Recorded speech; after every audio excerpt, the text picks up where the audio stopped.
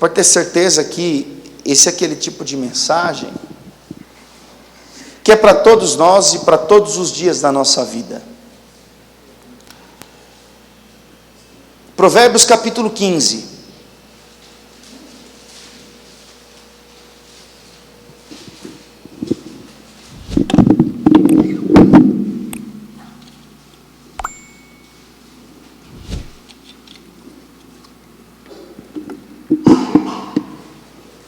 Provérbios capítulo 15, nós vamos ler apenas o primeiro verso, a epígrafe. Provérbios capítulo 15, versículo 1, está escrito assim: a resposta branda desvia o furor, mas a palavra dura suscita a ira. A resposta branda, pastor, o que é uma resposta branda? É aquela palavra moderada, onde há gentileza, respeito. É aquela palavra que é dita por alguém que é sábio.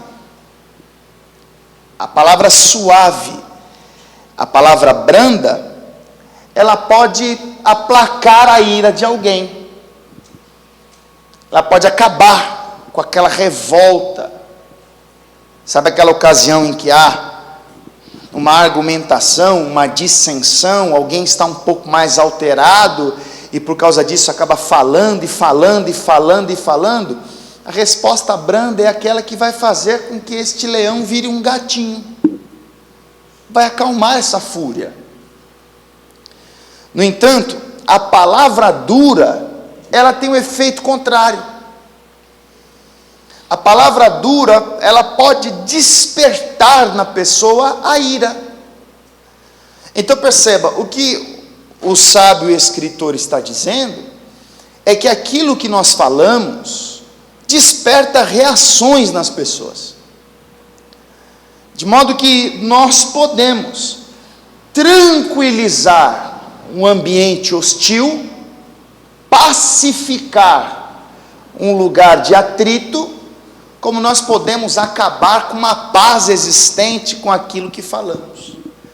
Agora perceba, a palavra dura que suscita a ira, não é necessariamente algo que falamos de errado.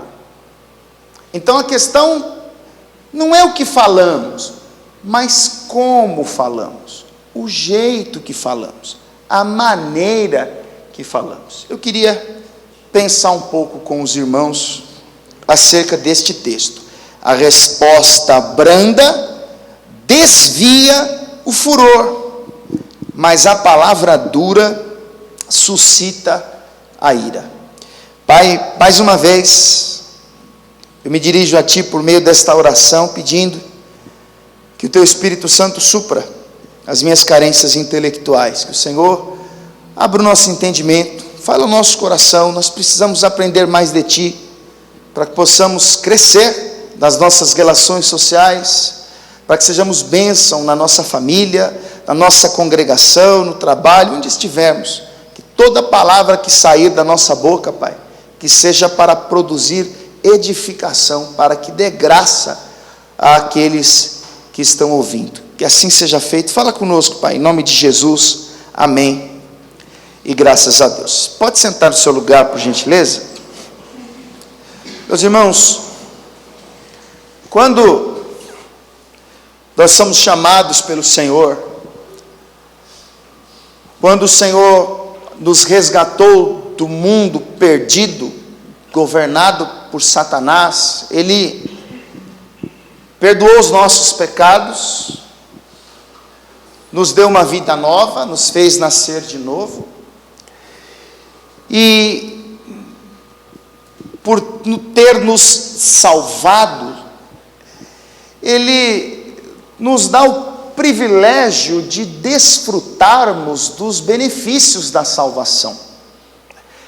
Uma vez que somos salvos, nesse relacionamento que temos com o Senhor, com a igreja, o Senhor vai nos moldando, pregação após pregação, meditação após meditação. A nossa vida devocional nos promove um crescimento com o fim de gerarmos frutos, de apresentarmos o resultado da semente que foi investida em nosso coração. E quando nós lemos Gálatas, no capítulo de número 5, versículo 22, quando o apóstolo Paulo escreve acerca do fruto do Espírito, ele fala de um fruto chamado domínio próprio. É a virtude que aquela pessoa recebe do Espírito Santo de governar os seus instintos, de não agir por impulso. A Bíblia diz em Provérbios 16:32, que é mais proveitoso governar o próprio espírito do que governar uma cidade. Muito mais útil, mais importante nós temos domínio sobre as nossas ações e reações do que dominarmos uma cidade. E por que eu estou dizendo isso a você? Porque quando nós estamos diante de situações onde há divergência de opiniões, pensamentos contrários, dissensões, quando alguém não concorda com aquilo que falamos, pedimos, pensamos, a nossa natureza, ela naturalmente tem a tendência de reagir de maneira inadequada, como se o orgulho ferido, como se o fato de não aceitarmos alguém pensar diferente, ter uma opinião diferente, nos impulsionasse a argumentar, a debater, a disputar, e isso,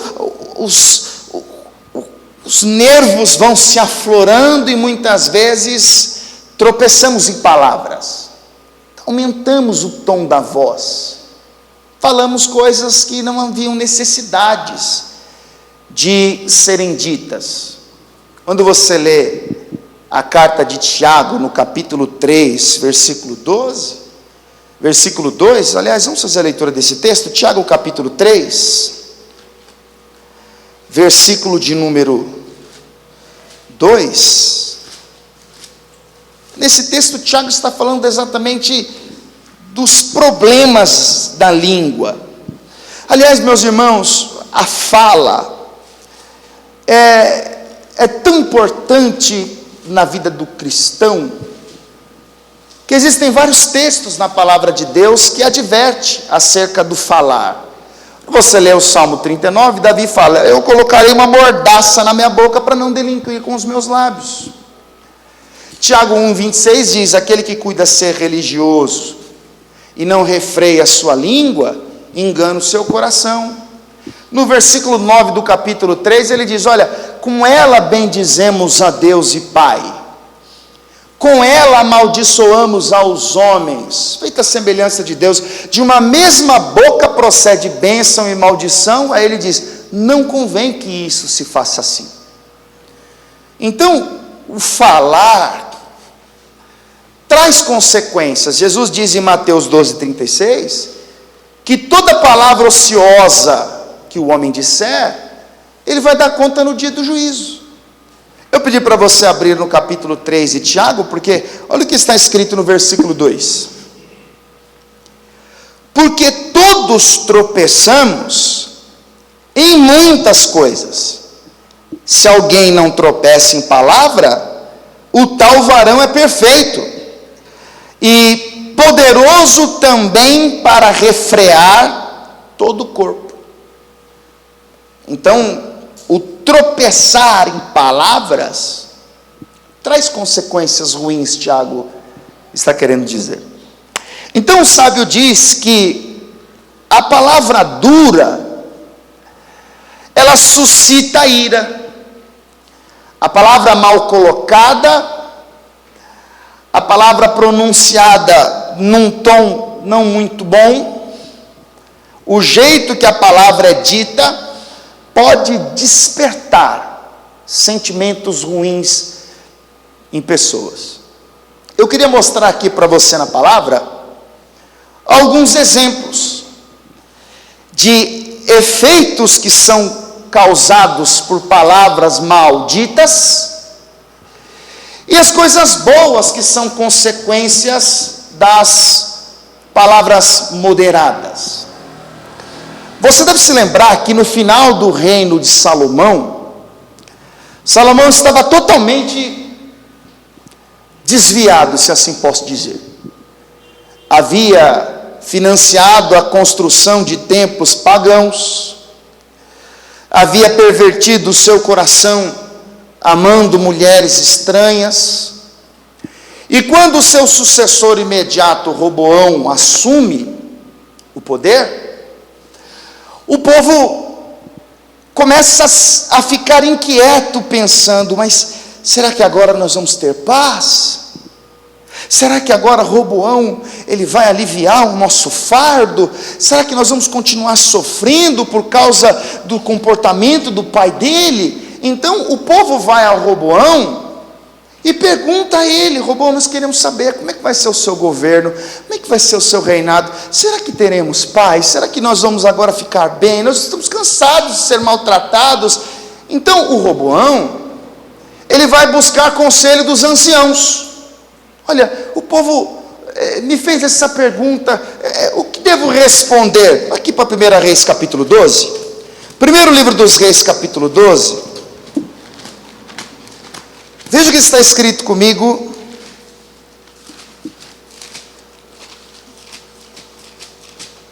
Primeiro livro dos Reis capítulo 12, vamos ler a partir do versículo 6, para nós entendermos melhor. Diz assim: e teve o rei Roboão conselho com os anciãos que estavam na presença de Salomão, seu pai, quando este ainda vivia, dizendo: como aconselhais vós que se responda a este povo? Ele vai nos anciãos, nos homens experientes. Olha, o que vocês acham que eu devo responder acerca daquilo que eles me perguntaram? Agora olha o verso 7. E eles lhe falaram, dizendo: se hoje fores servo deste povo, e servires, e respondendo-lhe falares boas palavras, todos os dias serão teus servos. Então os anciãos vão dizer assim: Roboão, se você for um rei dócil, se você for um servo, se você responder com brandura, se a sua resposta dar a entender que o povo terá paz, todos vão te servir, você terá sucesso. E Roboão, depois de ter ouvido isso, ele vai nos jovens conhecidos de infância, fazer a mesma pergunta que ele havia feito aos anciões. Porém, os jovens não eram brandos, não eram maduros. Os jovens não tinham a experiência dos anciões. Então os jovens vão dar a Roboão outro conselho. Veja o que está escrito no versículo de número 10 agora. E os jovens que haviam crescido com ele lhe falaram, dizendo: assim falarás a este povo que te falou, dizendo: teu pai fez pesadíssimo o nosso jugo, mas tu o alivia de sobre nós. Assim lhes falará: meu dedo mínimo é mais grosso do que os lombos de meu pai. Assim que, se meu pai vos carregou de um jugo pesado, assim aumentarei o vosso jugo. Meu pai vos castigou com açoites, porém eu vos castigarei com escorpiões. Essa palavra dura, esse conselho ruim que Roboão recebe, é o que ele vai colocar em prática. Ao invés de ser brando, suave, gentil, dócil, amoroso, como os anciões instruíram, ele vai chegar ao povo e vai dizer: ó, vocês pastaram com o meu pai, agora comigo vai ser pior. fardo estava pesado, a vida estava dura quando meu pai reinava. A partir de agora as coisas ficarão mais difíceis. E qual foi o resultado disso? O reino dividiu. Porque Jeroboão, com outro discurso, angariou 10 tribos que pertenceram ao reino do norte, e Roboão vai reinar sobre Judá e Benjamim. Perceba que uma fala, uma resposta, a maneira de tratar alguém pode proporcionar fins trágicos, como este. Mas eu quero usar um outro exemplo, e nessa ocasião, Davi, naquele período de 10 anos em que ele foge da perseguição de Saul, na ocasião em que ele liderava 600 homens, há uma ocasião em que alguns homens que pastorearam as ovelhas de Nabal estão próximos a Davi com os seus homens, e Davi oferece a eles amparo, cuidado, dando alimento para as ovelhas, cuidando dos pastores. E tempos depois, Davi se aproxima das terras de Nabal e envia os seus jovens a ir a Nabal dizer: quando os seus pastores e o seu gado estiveram próximo a nós cuidamos deles, nós protegemos as ovelhas, demos água e alimento aos pastores. Então agora, dai-nos uma bênção. Davi pede uma retribuição. Davi quer que Nabal proceda da mesma forma, com a mesma bondade.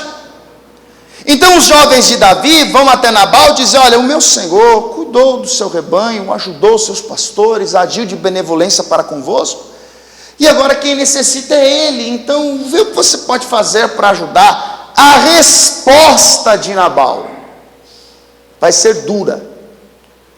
A resposta de Nabal vai suscitar a ira de Davi. Volte algumas páginas para o primeiro livro do profeta Samuel, capítulo 25.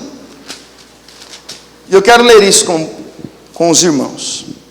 Primeiro livro do profeta Samuel, capítulo 25, diz assim. Vamos ler a partir do 3. E era o nome deste homem Nabal, e o nome de sua mulher Abigail, e era a mulher de bom entendimento e formosa, porém o homem era duro e maligno nas obras, e era da descendência de Caleb. Então presta atenção, Nabal, ele é apresentado como um homem duro, um homem hostil, um homem rude, ríspido, enquanto sua mulher Abigail era dócil, formosa e gentil. Quando Nabal responde aos jovens de Davi, olha a dureza em suas palavras, versículo 10. E Nabal respondeu aos criados de Davi e disse: quem é Davi? E quem é o filho de Jessé? Muitos servos há hoje, e cada um foge a seu senhor. Tomaria eu, pois, o meu pão e a minha água e a carne das minhas reses que degolei para os meus tosquiadores, e o daria a homens que eu não sei de onde vêm? Nabal está pagando o bem que recebeu com o mal. Ele mostra que de fato é um homem duro, ele mostra que de fato ele é um homem maldoso, ao negar fazer o bem para alguém que um dia o ajudou. Você lembra de Provérbios 17:13? Diz que aquele que paga um bem com mal, o mal da sua casa não se apartará. Então os jovens vão a Davi dizendo: olha, Nabal disse isso aqui, não te conhece, não sabe de onde você é, você pode ser um fugitivo, e ele não vai tirar o que é dele, o que é do gado dele, para dar para você. E isso provocou a ira em Davi. Porque a palavra dura tem esse poder. A Bíblia diz em Provérbios 10:12 que o ódio, ele excita contenda. Então uma palavra mal colocada, partindo de um coração mal intencionado, ela pode suscitar uma guerra.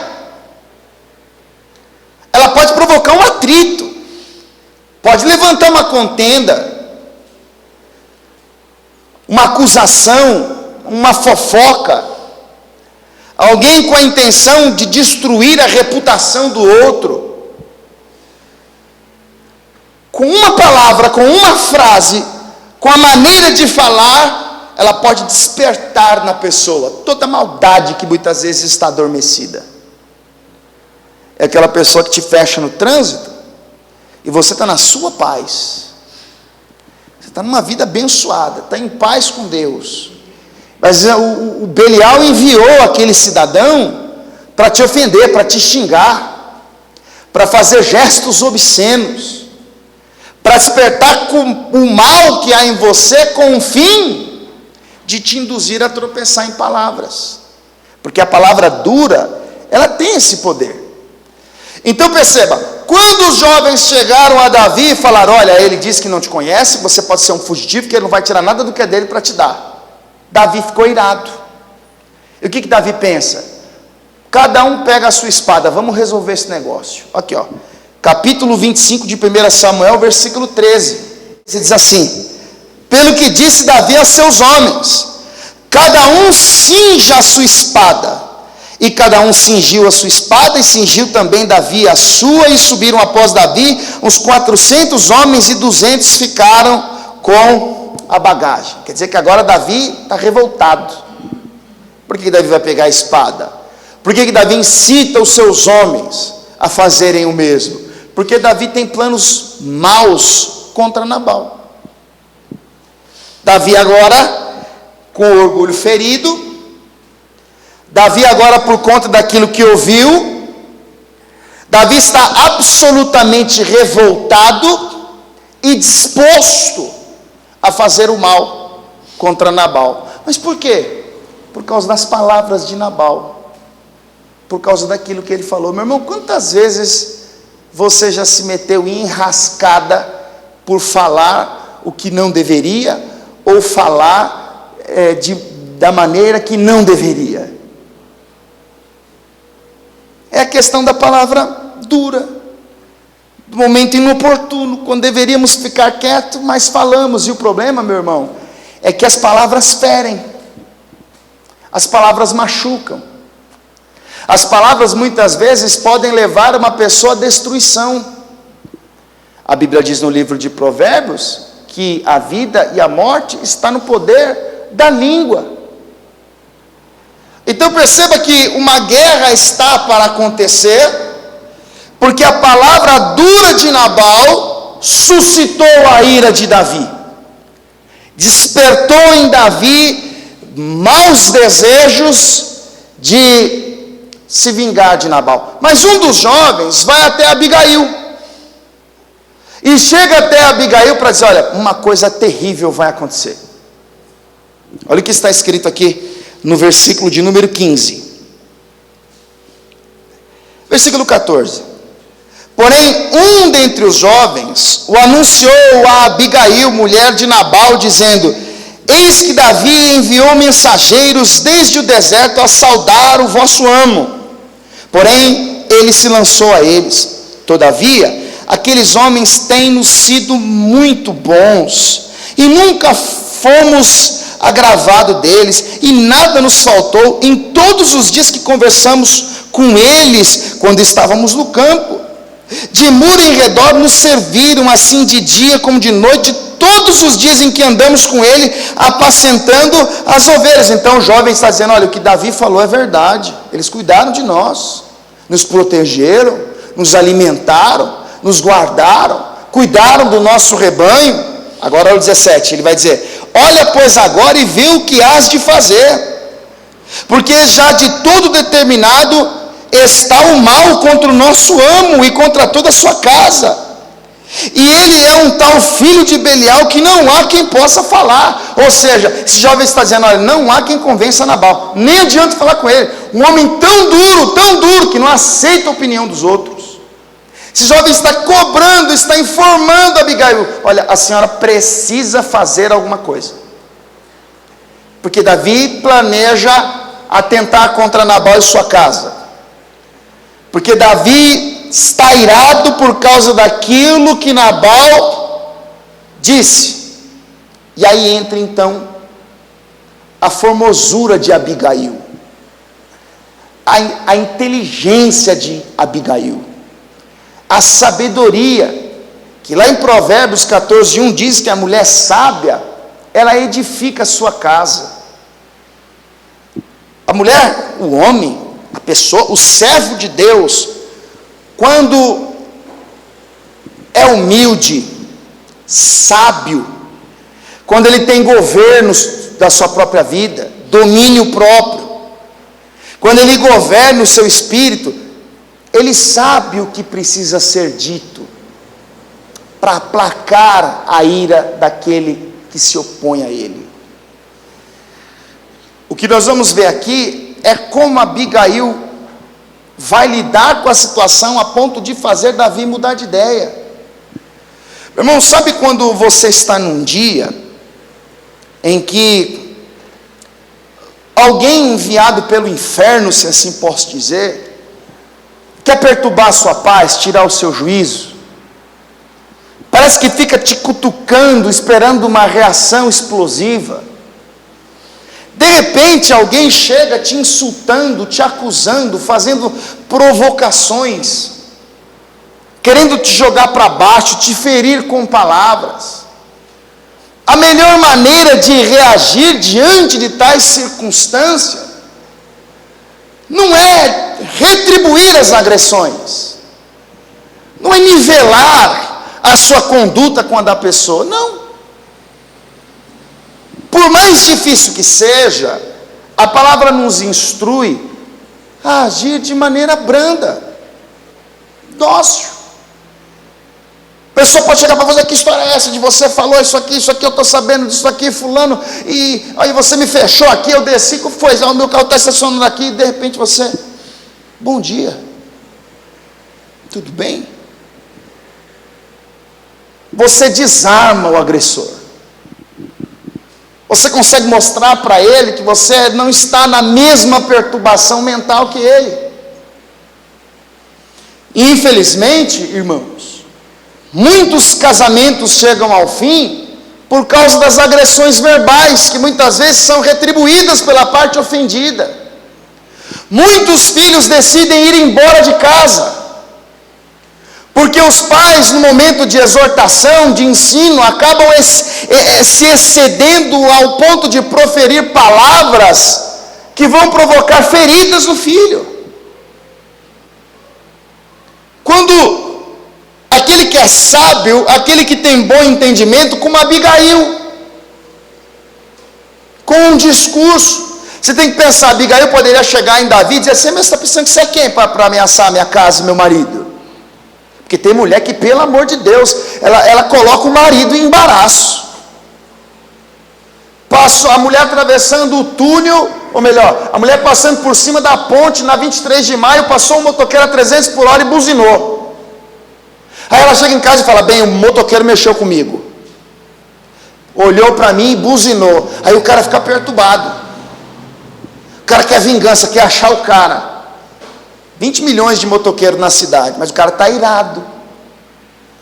E aquela pessoa que o filho chega da escola em casa dizendo que teve um problema com um coleguinha da mesma idade, e aí o pai quer ser o justiceiro e vai na escola caçar confusão, quando tudo pode ser resolvido com um diálogo brando, uma palavra bem colocada, por mais que muitas vezes seja dura, mas ditas com entendimento, com sabedoria. Quem entendeu isso aqui, diga amém.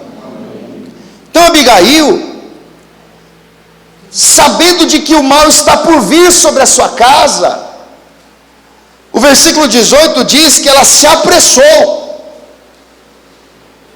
tomou 200 pães, 2 odres de vinho, 5 ovelhas guisadas. Ela vai fazer um sacrifício ali, ok? Versículo 23 diz: vendo, pois, Abigail a Davi, apressou-se E desceu do jumento e prostrou-se sobre o seu rosto diante de Davi e se inclinou em terra. Lançou-se aos seus pés e disse: Ah, Senhor meu, minha seja a transgressão. Deixa, pois, falar a tua serva aos teus ouvidos e ouve as palavras da tua serva. Abigail, com sabedoria, ela vai até um homem que está irado. Ela vai até um homem que planeja destruir a sua casa. Abigail, com a sua formosura, com a sua palavra branda, com o seu bom entendimento, ela chega até Davi e diz: olha, meu marido infelizmente errou. Ele não deveria ter agido assim. O marido infelizmente tropeçou em palavras. Ele é um homem muito rude, ele é um homem muito duro. Naquele diálogo, naquele discurso, olha o versículo de número 26. Agora, pois, meu Senhor, vive o Senhor e vive a tua alma, que o Senhor te impediu de vires com sangue, e de que a tua mão te salvasse. E agora, tais quais Nabal sejam os teus inimigos, e os que procuram mal contra o meu Senhor. E agora esta bênção que trouxe a tua serva, meu Senhor, dê-se aos jovens que andam após as pisadas de meu Senhor. Perdoa, pois, a tua serva esta transgressão, porque certamente fará o Senhor casa firme ao meu Senhor, porque o meu Senhor guerreia as guerras do Senhor. Olha a inteligência da mulher. Ela chega até Davi e dá aquilo que ele pediu a Nabal. E a intenção dela era justamente com aquela brandura, o furor de Davi fosse desviado. O que nós lemos lá em Provérbios 15:1? A palavra branda desvia o furor. Davi e 600 homens irados. O discurso de Abigail acalmou os ânimos. Abigail está agindo como alguém que pacifica. Jesus nos ensinou isso lá no Sermão do Monte das Oliveiras, capítulo 5, versículo 9 de Mateus. Bem-aventurados são os pacificadores, aqueles que promovem a paz, aqueles que põem um fim ao conflito, aqueles que sabem resolver as coisas sem tumulto, sem briga, sem revolta, sem despertar a ira. Por isso, meu querido irmão, quando você estiver diante de um desafeto, você precisa ter a ciência de que intencionalmente ou não, aquilo que ele falar pode te atingir. E você precisa estar armado, revestido, preparado pelo Espírito Santo a não retribuir na mesma moeda. Não, pastor, mas olha, o que eu ouço não é fácil, meu vizinho ouve som alto. Irmãos, ele não tem Deus, você tem. Ele não foi alcançado, você foi. Ele não ouve a pregação, você ouve. Então perceba que Davi, quando está diante de Abigail, a princípio ele planeja guerra contra a sua casa, mas depois da sua fala, da sua palavra, do seu discurso, do que ela diz, Davi mudou os seus planos. O seu furor foi desviado. Olha o versículo 32. Diz assim: então Davi disse a Abigail: bendito o Senhor, Deus de Israel, que hoje te enviou ao meu encontro, e bendito o teu conselho, e bendita tu, que hoje me estorvaste de vir com sangue, e de que a minha mão me salvasse, porque na verdade vive o Senhor Deus de Israel, que me impediu que te fizeste mal, que se tu não te apressasse, e me não vieras ao encontro, não ficaria Nabal até a luz da manhã, nem mesmo um menino. Sabe o que Davi está falando para ela? Louvado seja Deus que você veio conversar comigo, graças a Deus que te enviou ao meu encontro, porque senão, amanhã todos os homens estariam mortos. Você consegue perceber que a maneira como você conduz, se relaciona, trata as pessoas, dialoga, conversa, provoca reações diferentes? Davi pediu a Nabal, que agiu com dureza, a guerra se levantou contra ele. Às vezes tem coisas que nós padecemos que não haveria necessidade de padecer, se não falássemos tantas besteiras, se não respondêssemos tão mal, se procurássemos ser um pouco mais elegantes no modo de falar. O que vai acontecer aqui? Abigail, com o seu discurso, muda os planos do rei, desvia o seu furor. Quando você olha para o nosso maior exemplo, que é o nosso maior exemplo? Jesus. Quando você lê o capítulo 27 de Mateus, Jesus está diante de pessoas que o acusavam de perturbar os costumes do povo, e chamavam ele de mentiroso, de charlatão, de herege, de enganador.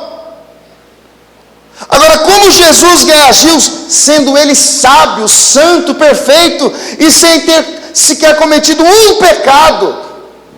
Ele não abriu a boca, ele ficou quieto. Irmão, deixa eu dizer uma coisa, e isso eu digo para você que é servo do Senhor. Nós somos treinados pelo Senhor para sermos afrontados, para encontrarmos pessoas que pensam diferente de nós, e muitas vezes, por não se contentar com aquilo que pensamos, os insultam, criticam, e chegam no trabalho, escarnecem, zombam. E qual que é o nosso dever? Diante dos questionamentos que fazem. Vai comigo aqui para Colossenses capítulo de número 4.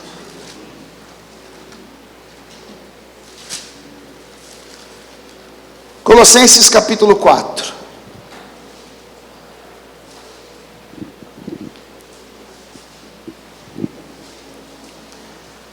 Você lembra que quando aquele filho da parábola que Jesus conta, ele pega o que lhe pertencia na herança, e ele vai para uma terra longínqua, viver uma vida devassa e dissoluta, desperdiça tudo quanto tem com prostitutas e meretrizes, até que vem o tempo da fome, e então ele começa a padecer necessidades.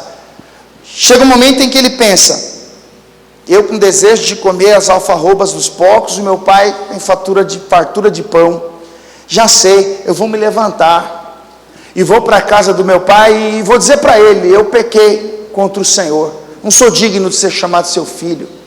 Jesus conta que quando aquele pai olhou e viu que o seu filho voltava, o pai poderia chegar e dizer: olha, seu sem vergonha, eu falei para você, moleque, você ia quebrar a cara, eu não disse que ia se arrepender? Quem é você para pedir herança com um pai vivo? Eu disse para você que esse mundo é perdido. Aquele pai poderia com dureza esculachar aquele filho que voltou arrependido, mas não é isso que acontece. O pai abriu os braços, recebeu o filho arrependido e fez uma grande festa, porque ele disse: meu filho estava morto e reviveu, tinha se perdido e foi achado. Quando José, em Gênesis capítulo 50, ele tem um encontro com os seus irmãos, que tramaram o seu mal, que por causa da inveja e o ódio lançaram numa cova sem água e escarneceram dele, o venderam para uma caravana de ismaelitas, que no Egito o vende como escravo, e aí ele sofre com a distância que tem do seu pai, é vítima de uma trama da senhora Potifar, é abandonado na prisão, quando depois de muitos anos ele assume o governo do Egito, e agora tem os seus irmãos necessitados na sua frente. Depois que José se revela a eles, os irmãos ficam pensando: agora ele vai acabar com a gente, porque nós lhe fizemos o mal, nós o vendemos como escravo, nós enganamos o nosso pai ao dizer que ele havia morrido. Como é que José reage? Ele vai dizer: olha, vós bem tentastes o mal contra mim, mas Deus transformou o mal em bem, como vocês podem ver nesse dia, eu sustentarei vocês. Quer dizer que, diante da dureza e da maldade daqueles que lhe fizeram mal, ele reage com brandura. Irmão, deixa eu dizer uma coisa para você: o Deus que nós servimos, como Paulo escreveu em Romanos, no capítulo 11, na altura do versículo 22, nós temos que considerar a bondade e a severidade de Deus. O Deus que é severo é um Deus bondoso também, e é um Deus que recebe o pecador de braços abertos, é um Deus que ama e que perdoa, e que nos ensina a agirmos do mesmo modo. Quem somos nós para tratar com dureza aqueles que Deus trata com brandura? Então presta atenção, eu pedi para você abrir em Colossenses no capítulo de número 4, veja o que está escrito no versículo 5. Andai com sabedoria para com os que estão de fora, remindo o tempo. A vossa palavra seja sempre agradável, temperada com sal, para que saibais como convém responder a cada um, agradavelmente, temperada com sal, para que saibais responder como convém a cada um. Sabe o que Paulo está falando? Seja moderado no responder. Não precisa ser grosso, não precisa ser estúpido, não precisa ser um cavalo que precisa trocar a ferradura. Você pode falar verdades que afrontam a pessoa, mas muitas vezes o tom da sua voz, a maneira como você fala, ao invés de trazer paz, vai despertar ira. Ao invés de acalmar os ânimos, vai gerar naquele com orgulho ferido a necessidade de falar alguma coisa. Que a pessoa pensa, quem ele pensa que é para falar assim comigo? Aí ele fala. Aí você sente a necessidade de falar também. Aí ele vai retribuir o que acabou de ouvir. Daqui a pouco está uma discussão, um tumulto, uma briga. Abigail, ela vai até Davi com brandura. Eu quero que você volte lá em Provérbios, no capítulo 15, para partirmos então para uma conclusão. Isso é um exercício para todos nós. Todas as vezes em que você for conversar com alguém, em especial alguém que pensa diferente de você, procure falar de maneira agradável. Hoje o assunto que paira no nosso país é política. Então tem um grupo de esquerda e o grupo de direita. O grupo de esquerda tem uma visão, um pensamento, uma ideologia. O de esquerda, né? O de direita tem outra. Então quando um diz algo que o outro não concorda, então surgem os insultos. Isso naturalmente, muitas vezes nós tropeçamos nessas palavras, porque pessoas pensam diferente de nós, escolheram um candidato diferente, têm uma opinião contrária. Por isso, meu irmão, que o que mais nós vimos aí nos últimos 2 meses, foram famílias divididas, discussões acontecendo. Eu mesmo me pegava no debate com meu pai, e muitas vezes eu ia orar e o Espírito Santo falava, você falou que não deveria. Aí entra a questão, você pode falar as mesmas coisas, um pouquinho mais baixo, uma postura diferente, controlando aquilo que fala. Todo mundo entendeu isso aqui? Mãe, quando você for conversar com seu filho, não precisa fazer escândalo, haja com sabedoria, com inteligência. O casal, quando se une para tratar de questões da relação, precisa tomar o devido cuidado, porque uma das maiores tragédias da humanidade é o orgulho ferido. Sabe o que o orgulho ferido mostra? A pessoa pode estar ciente que está errada, mas ela não admite, então ela vai argumentar até as últimas consequências. Provérbios 15:1. A resposta branda, gentil, respeitosa, cordial, moderada, desvia o furor, mas a palavra dura suscita a ira.